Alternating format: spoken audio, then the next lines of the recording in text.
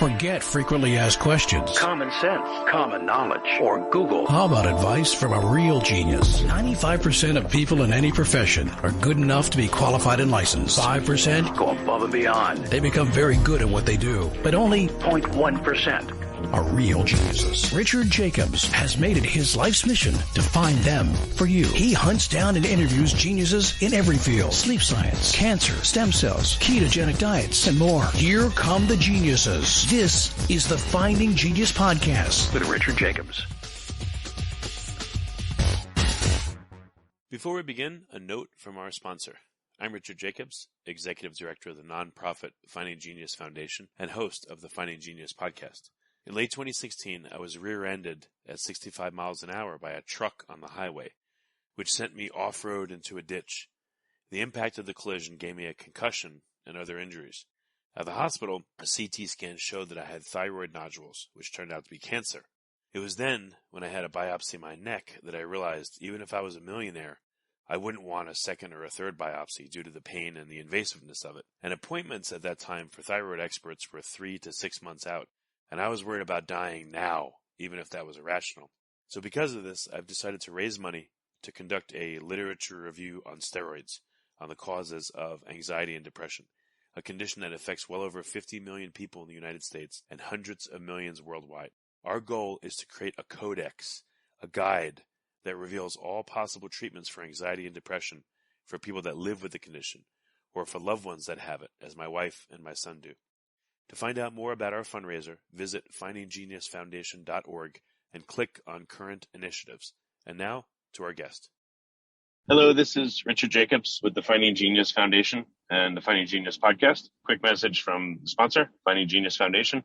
We've started work on the Anxiety and Depression Codex. So the goal is, if any given professional knows, let's say 1 or 2% of all possible treatments for anxiety and depression, if we're able to research and uncover, let's say 20% of all of them and find every possible treatment for anxiety and depression, it may be a home run for people suffering. So that's the goal of the project. If you want to find out more, go to findinggeniusfoundation.org. And today, my guest is Vanessa LoBue. She studies people's behavioral responses to, I guess, what she calls emotionally valenced stimuli, different stimuli, negative or positive. And she does all this work at Rutgers, and she's an associate professor there. So I wanted to talk to her about her research. So Vanessa, thank you for coming. Thank you for having me. Yeah, tell me about your work. Are you, it's not like B.F. Skinner from years ago where you would, I guess, shock rat what they would do, or Pavlov with dogs. But what's your research about? My research is about the mechanisms that sort of shape fear and anxiety across development. So that's very, very broad. But more specifically, I'm interested in the perceptual and cognitive sort of mechanisms that shape our emotional behavior. And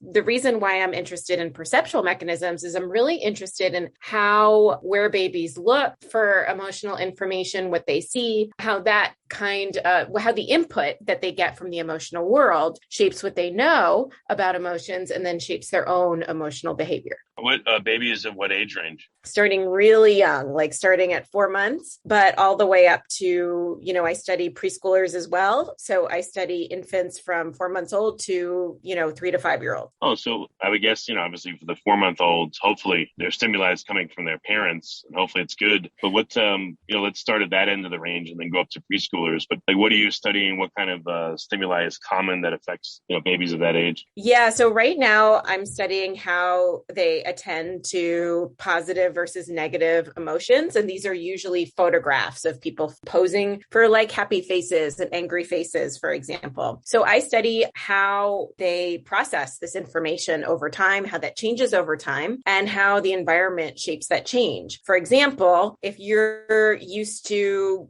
getting lots of positive emotions in your environment, so you're used to lots of smiling faces, a lot of positive information, how does that shape the way you perceive positive and negative information? And likewise, let's say you're getting different kinds of emotional input, like from an anxious mom or a depressed mom, how does that shape the way you scan emotional faces and what you come to learn about them? Oh, so what have you noticed in babies, the young ones, 4 months old, 6 months old? What kind of inputs give them what kind of, personality or these other abilities you're talking about? Yeah. So the reason I'm interested in this is other research, including my own, has found that older children and adults who are socially anxious are really fast to detect threatening faces, for example. So researchers have asked whether this is something, what comes first, the chicken or the egg? So is it that anxious people are preferentially looking at things that negative social information or negative facial expressions in the environment? Or is it that at a young age, infants who are biased to look at these things are the ones that are more prone to develop anxiety? So that's what I'm really, really interested in. So I'm looking at trajectories of what I call a bias for threat. So faster looking, prolonged looking at signals of threat, like an aggressive face, for example. And what we're finding is that biases for some threats like snakes develop really early on in life and don't seem to be impacted a lot by the environment. Whereas a bias for angry faces, for example, develops over time, it seems. So somewhere between 4 and 24 months, we see a bias for the detection of angry faces develop sometime in that time period. And it seems to be shaped by a few different things. So it seems to be shaped by the infant's temperament. So there are some babies who are just more sensitive than others and who react more fearfully to new situations than others. These infants seem to have different ways of attending to threatening faces than infants who are prone to be more social, for example. So it does seem that different looking patterns towards threatening social signals, like threatening faces, develops pretty early on and seems to work hand in hand with the baby's temperament, but also seems to be shaped by whether or not the individual has a stressful environment or an anxious mom. So what happens to these babies? I mean, how long until they're kind of locked into that way of being? Well, we don't know. That's the question. So the newest finding is these biases develop early. So the next question is what does that mean for the next few years? If a bias for threat is going to facilitate the development of social anxiety or not? When does that happen? And how long do you have to reverse this pattern? So that's exactly the question we're interested in. Well, when you say bias, what does that mean? That those babies that are exposed to more negative emotions, if someone frowns at them, that they cry more than other babies? I mean, what happens? What we're finding is that so in one task, we found that between 4 and 24 months, babies so we show them two faces at once, either an angry face and a neutral face, or a happy face and a neutral face side by side. And those faces appear for about a second. And then after they disappear, a dot appears in place of one of the two faces. It's called a dot probe paradigm. So people use it to study anxiety a lot, especially in adults. So we've modified the paradigm for studying babies. And what we found is that for babies who have sort of a negative temperament, show high levels of negative affect, meaning like they show high amounts of negativity, more crying than other babies. They're more difficult than other babies. The longer they look at the angry face, the slower they are to find the probe. In other words, angry faces sort of interrupt their processing. So when they're looking at an angry face, they have a hard time shifting to the next task, if that makes sense. What we find with anxiety is a little different. So babies who have highly anxious moms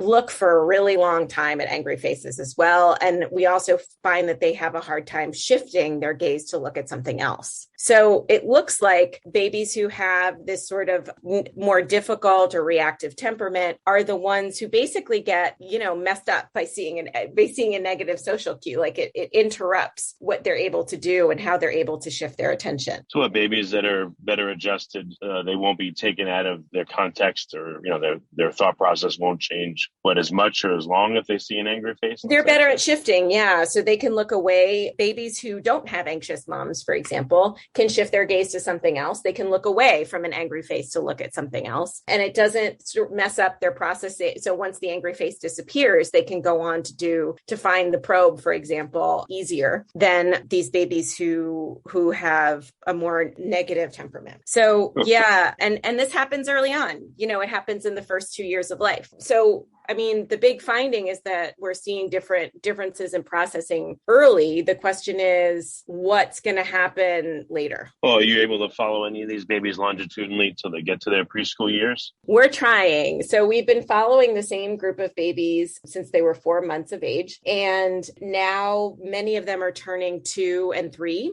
So we're hoping to follow them up to the preschool years to see how they're doing in preschool. Well, what are you noticing so far?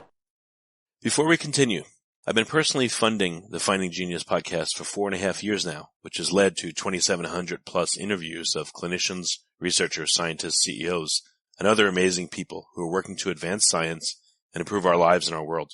Even though this podcast gets 100,000 plus downloads a month, we need your help to reach hundreds of thousands more worldwide. Please visit findinggeniuspodcast.com and click on Support Us. We have 3 levels of membership from $10 to $49 a month, including perks such as the ability to see ahead in our interview calendar and ask questions of upcoming guests, transcripts of podcasts you're interested in, the ability to request specific topics or guests, and more. Visit findinggeniuspodcast.com and click Support Us today. Now back to the show.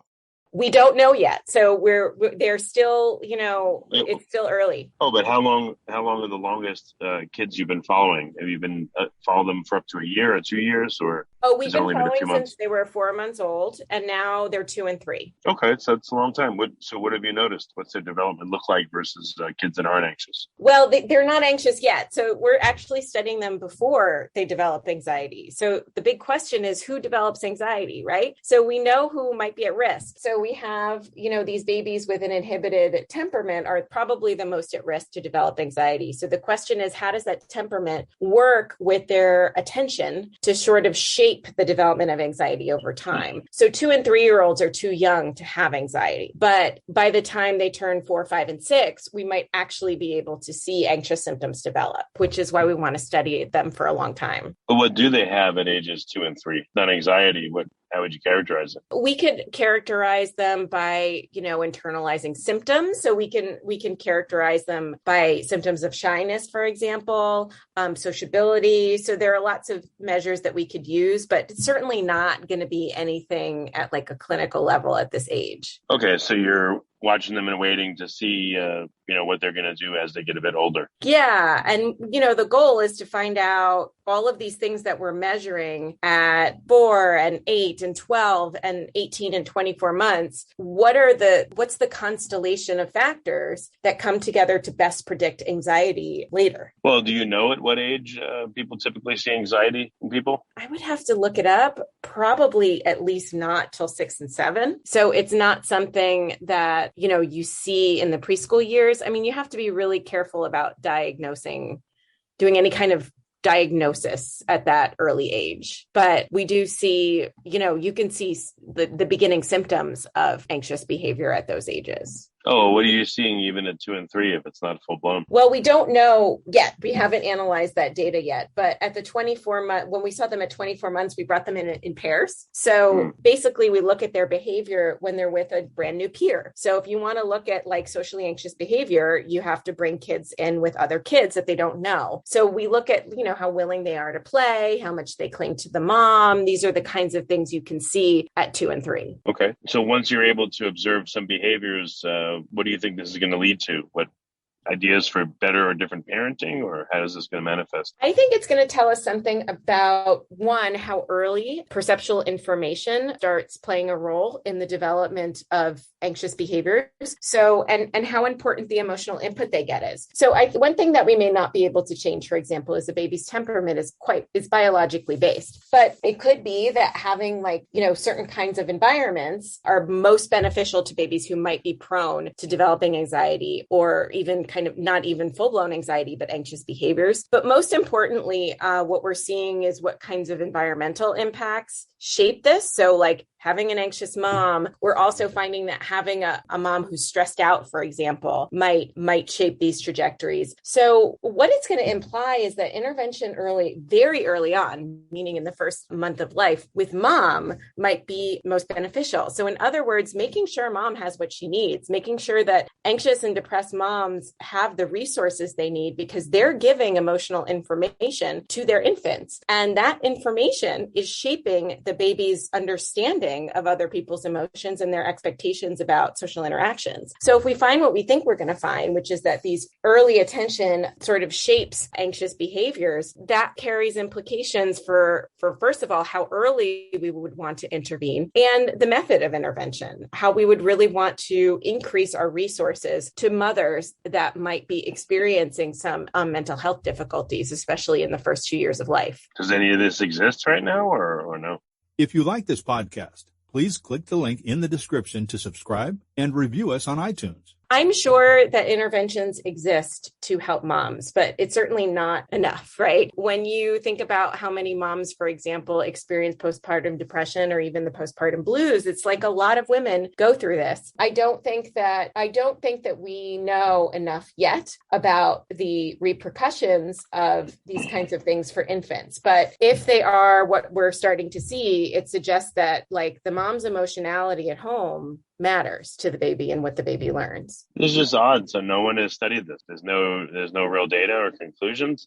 No, I mean, we've always known that one of the best predictors of childhood anxiety is maternal anxiety, right? So we've known that for a really long time. We've known that there are certainly biological factors at play, right? But I think what's new here is that something as low level as infant attention, what they're looking at, I think it's new to think about attention to emotion as an early mechanism for the development of anxiety. I think that's relatively new. Okay. I guess the babies at an early stage, they need to protect themselves emotionally and physically. So maybe that's why their sense of faces and emotion is heightened, because that's critical for them to be successful or not. Well, they're learning what emotions mean at that time, right? They're learning that emotions predict specific behaviors. They're learning what behaviors those emotions predict, not only for themselves, right? So you ask yourself how are babies learning this information? One way is by observing emotions in others, right? So, a typical mom is going to express some range of emotionality, and babies will learn that range of emotions, each one predicts a different kind of outcome, like happiness predicts this and a sad expression predicts something else. But that's going to vary with the emotionality that they experience, right? So anxious, depressed moms might behave differently than emotionally than moms who aren't anxious or depressed. Another way they might learn this is by expressing emotions themselves, babies, I mean. So babies might cry or babies might laugh, and the response of the mother might teach them something about what emotions predict or what emotions are, right? Like when I'm happy, I get a happy face back, or when I'm sad, I get comfort. Those kinds of things may also vary based on the mom's mental health, how responsive she is, how consistent she is. So in this way, it makes a lot of sense that the first year or two of life is really important, because what they learn during this time forms the basis of what they know about emotion and how they process emotional information. So it makes a lot of sense to me that the emotional environment around them is going to play a critical role in that. Are you looking at fathers, or are you just looking at mothers only? We do allow fathers in the study. The thing is, the reason why we talk about moms isn't because we want to exclude dads. It's because moms are the ones that usually show up to the lab. So we do have fathers in our longitudinal study, but it's a minority. Okay. So at what point do you think you're going to be getting some more significant data? Well, the problem is COVID. So right now, the follow-up data we're collecting on our sample are all in the form of questionnaires, because bringing them into the lab is not something that we're doing yet. So we're just going to have to see how the next year pans out. We are applying for a renewal. So this longitudinal study was funded by NIH, and we're applying for more funding so that we can follow these kids into preschool and beyond.